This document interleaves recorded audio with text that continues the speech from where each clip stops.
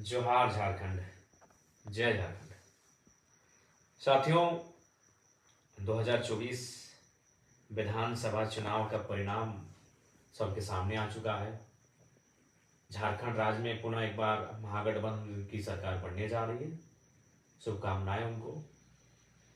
और हाँ, जेलकैम की एक नई पार्टी, नवोदित पार्टी को, जो राज्य से अपार समर्थन, जन समर्थन प्राप्त हुआ, उसके लिए पूरे राज्यवासियों का बहुत बहुत धन्यवाद, आभार। जेलकैम के जितने भी सिपाही, सैनिक, कार्यकर्ता, सभी का संघर्ष आज इस मुकाम को लेकर आया है।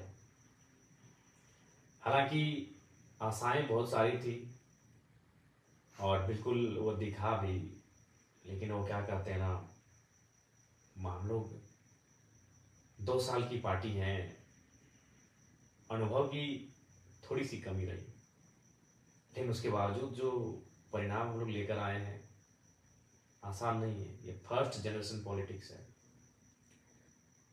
फर्स्ट जनरेशन पॉलिटिक्स झारखंड में, पूरे भारत में ऐसा इतिहास नहीं मिलेगा।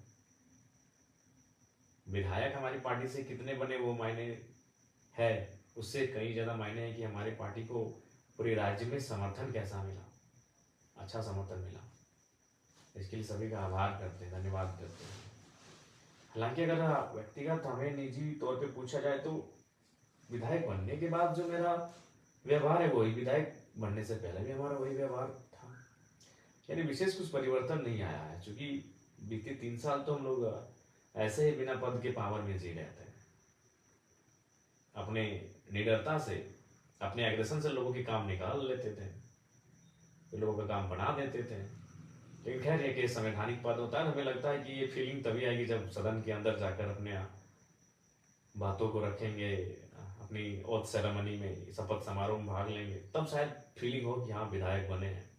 लेकिन दिल से कहें तो अभी तक वो फीलिंग ही नहीं हो रहा है कि चलो भाई कुछ एक अचीवमेंट, एक गांव का लड़का, एक गरीब किसान 2 साल पहले जिसको कोई जानता नहीं था, बहुत गरीब से गरीब, आप जितना सोच सकते हैं, उस घर का लड़का आज विधायक बन चुका है। ये फीलिंग जरा भी नहीं हो रहा है। पता नहीं उसका क्या कारण है, मुझे नहीं आइडिया। शायद 3 सालों का वो अन्याय, जुल्म, लोगों का देखना, स्टूडेंट के साथ गलत होते हुए देखना, इन सारी चीज़ों से जो व्यक्तिगत एक इच्छा होती है वो कहीं ना कहीं समाप्त हो गई है। लेकिन हाँ, विधायक बनना क्यों, सरकार में आना क्यों, राज्य की कल्याण के लिए। अगर निजी होता तो कम से कम, भले चुनाव में हम लोग ज़्यादा सीट नहीं लाए, लेकिन व्यक्तिगत तौर पर तक खुशी होनी चाहिए थी। खैर, जो भी हो, राज्य की जनता का बहुत बहुत आभार, बहुत बहुत आभार। बहुत अच्छा वोट हमें प्राप्त हुआ।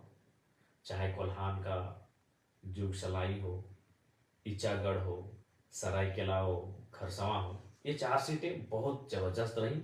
उसके अलावे जो सीटें रही उनको भी धन्यवाद।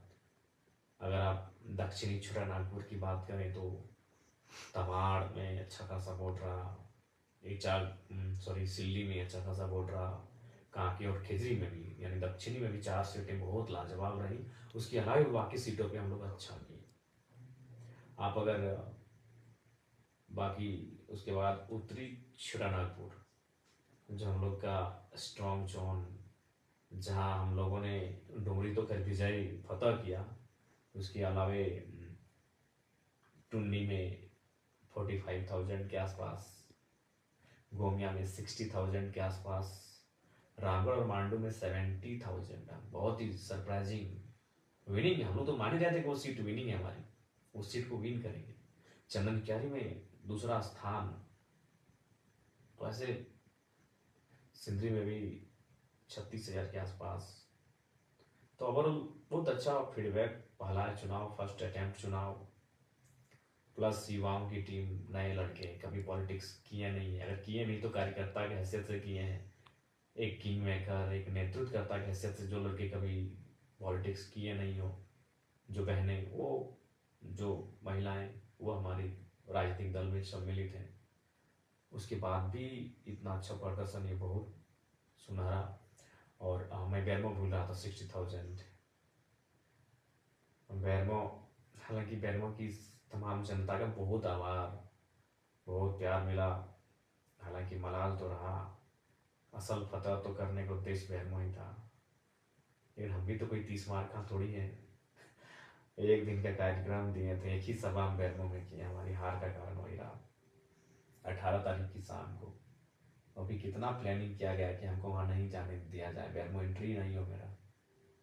काश अगर बैरमो में हम जिस प्रकार डुमरी में हम शायद एक एक पंचायत तक एंट्री किए थे, डुमरी में 70 का 70 पंचायत एंट्री किए थे, तो उसी प्रकार अगर बैरमो का सारा पंचायत, जरेडी का 17, पेट्रोबार का 10, बैरमो का 19, चंद्रपुरा का 14, नगर में जो वार्ड है, अगर सारा को विजिट कर लेते हैं तो हमें विश्वास है चुनाव हमारे पक्ष में होता और शायद 7,000 10,000 से चुनाव हम जीत जा गए होते हैं।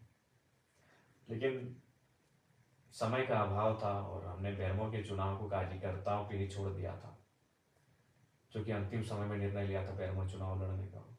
अगर मेरी दिली इच्छा कही जाए और मेरा अगर निजी मत, तो मैं पुनः दोहराऊंगा, मेरी इच्छा मांडू और गोमिया थी। गोमिया इसलिए थी कि गोमिया में हम लोग फर्स्ट थे, और कोई भी अगर अगर हम अपना निजी स्वार्थ देखते हैं तो शायद हम गोमिया को चुनते हैं। लेकिन मेरी लड़ाई आउटसाइडर्स माफिया, आउटसाइडर्स पूंजीपति, आउटसाइडर्स दबंग किस्म के लोग जो झारखंड की राजनीति कब्जा कर रहे हैं, उनसे भी तो मेरी लड़ाई है। और बैरमो में वो तो फिट था, दोनों आउटसाइडर्स दबंग नेता जिन्होंने केवल शोषण और जुल्म किया था झारखंडियों पे, तो वहां लड़ना मेरी वैचारिक लड़ाई थी।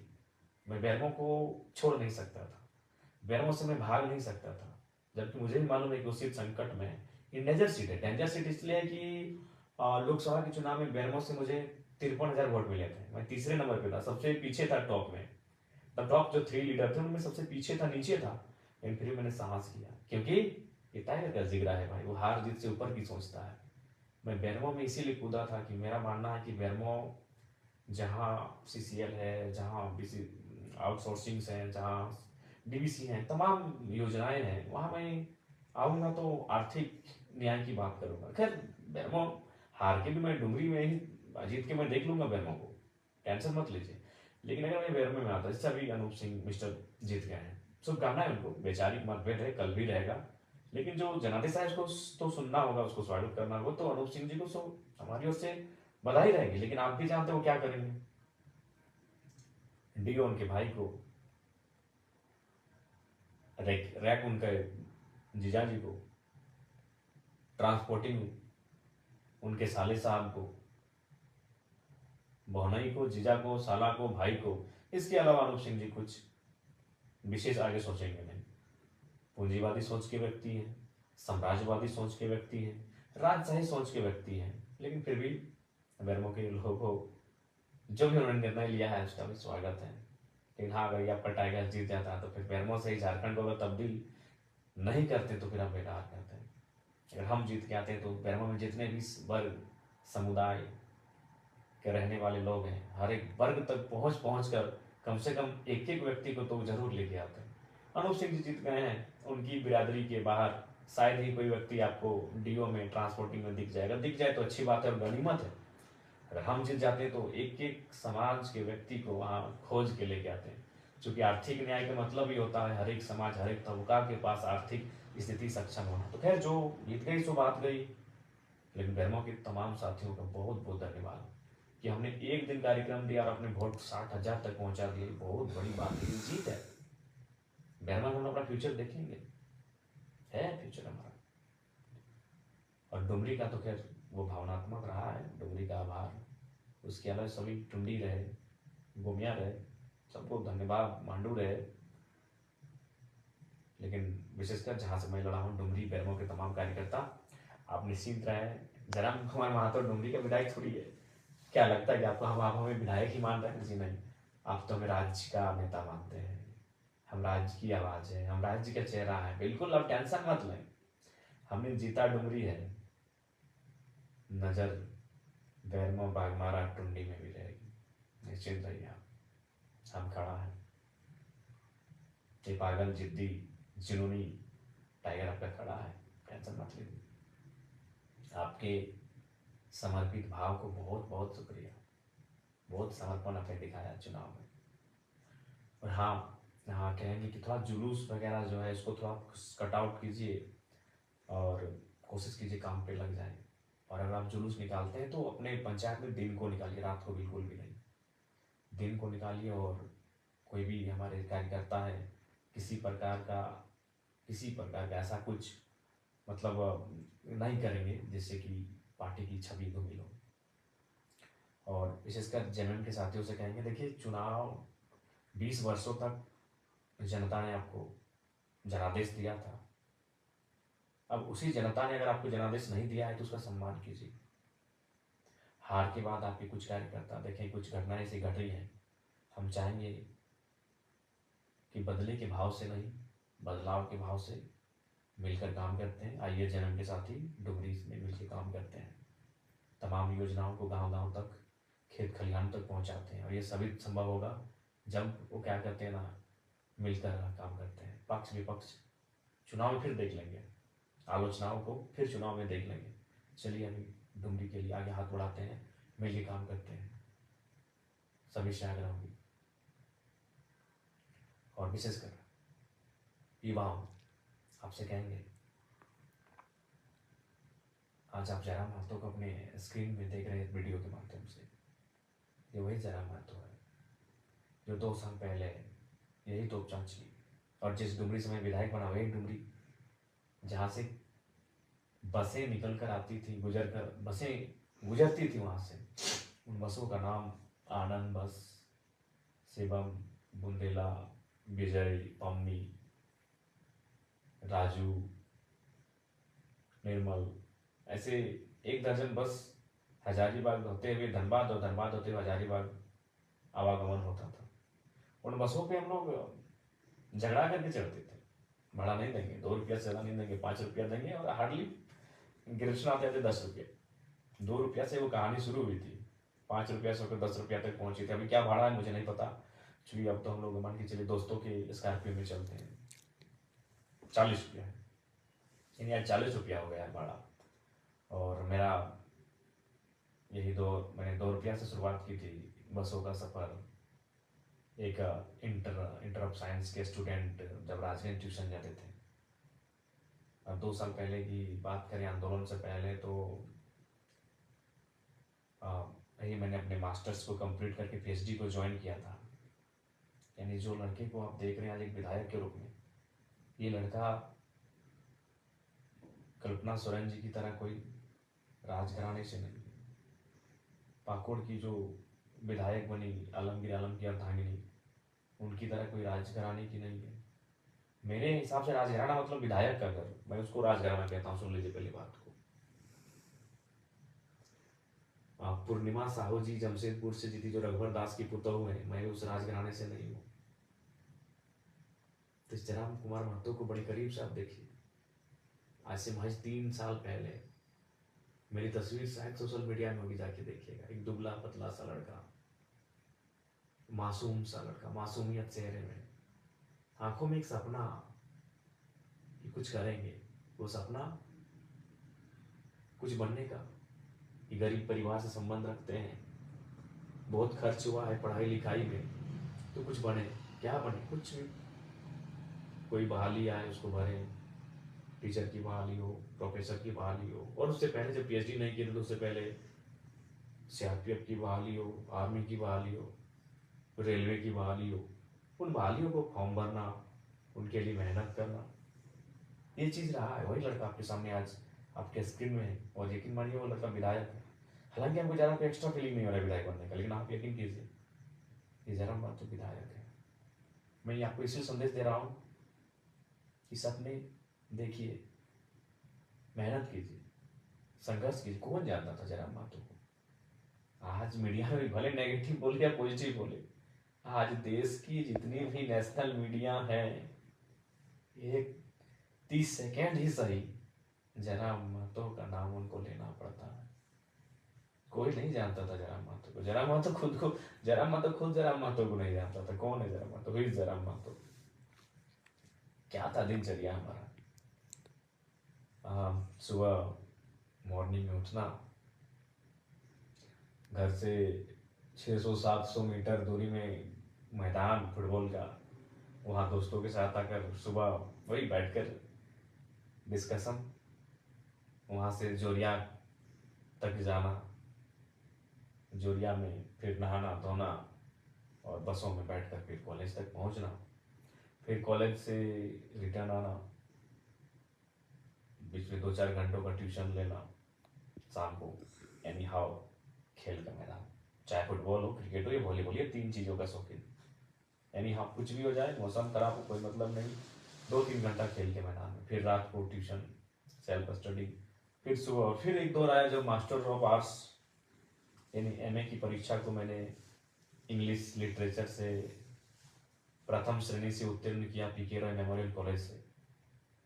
तो एक दिन की घटना है, मैं नहाने के लिए जोरिया जा रहा था। जोरिया जिसको आप छोटी नदी कह सकते हैं, अगर आप सभी नहीं समझते कि जोरिया का क्या मतलब है, तो छोटी नाला नदी कह सकते हैं।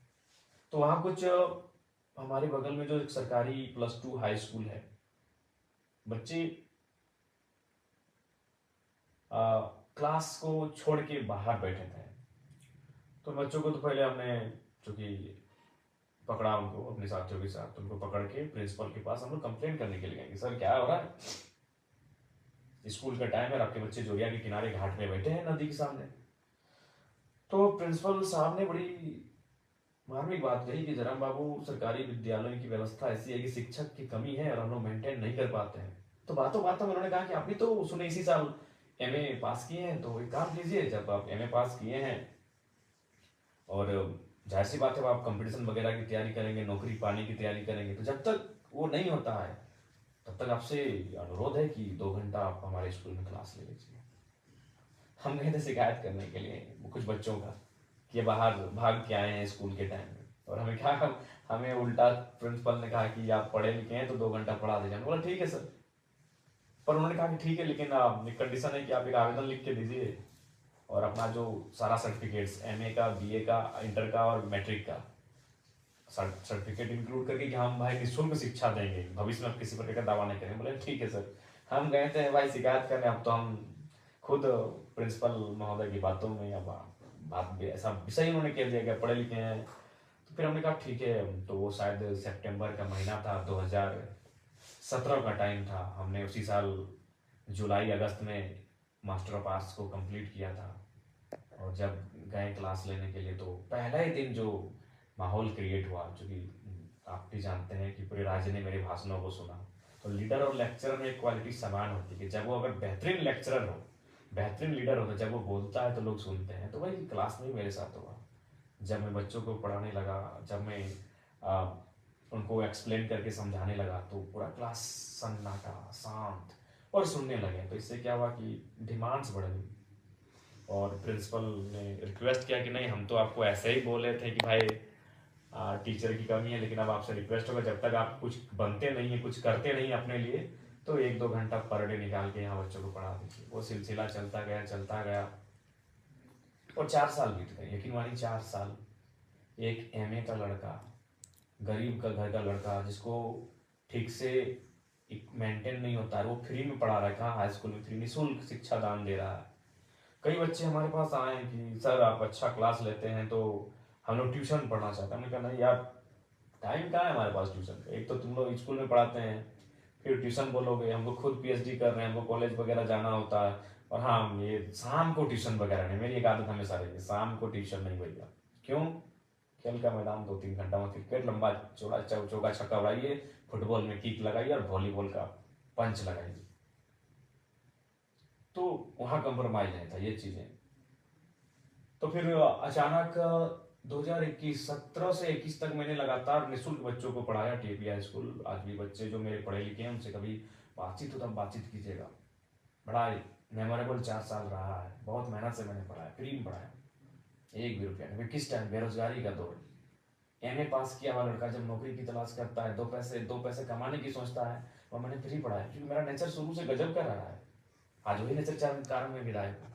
तो फिर क्या हुआ, 2021 का टाइम आता है, 4 साल के बाद झारखंड में एक मूवमेंट आ जाता है। मैं वहाँ जाता हूँ, मैं भाषण देता हूँ और अचानक मैं हाईलाइट हो जाता हूँ। फिर मेरा वो स्कूल में पढ़ाई छूट गया, वहाँ जो बच्चों को पढ़ाता था।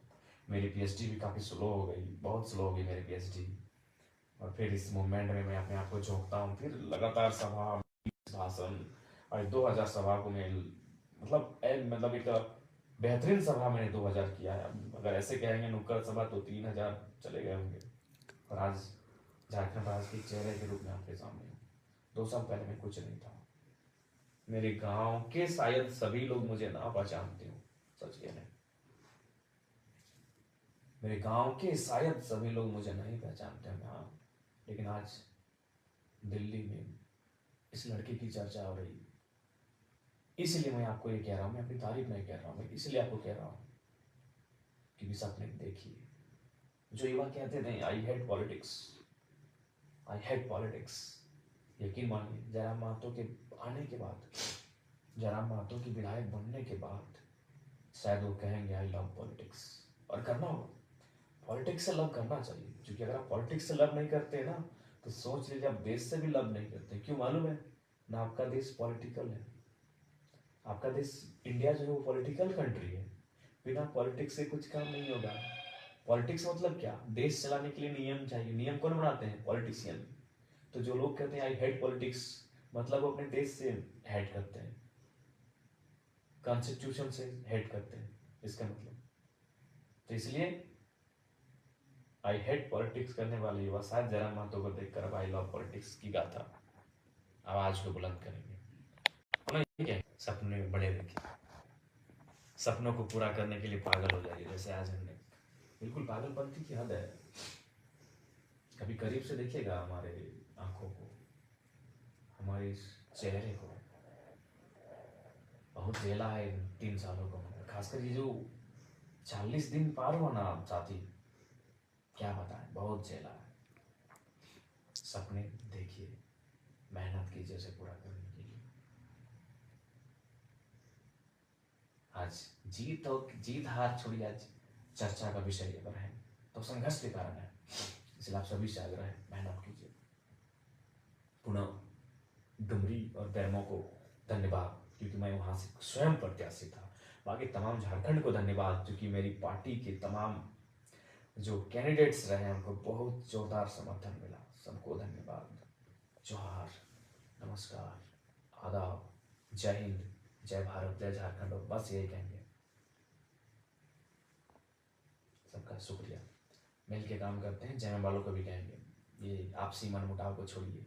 20 साल आपने संभाला, अब अगर जनता ने मौका दिया है तो चलिए साथ चलते हैं। सबको जोहार।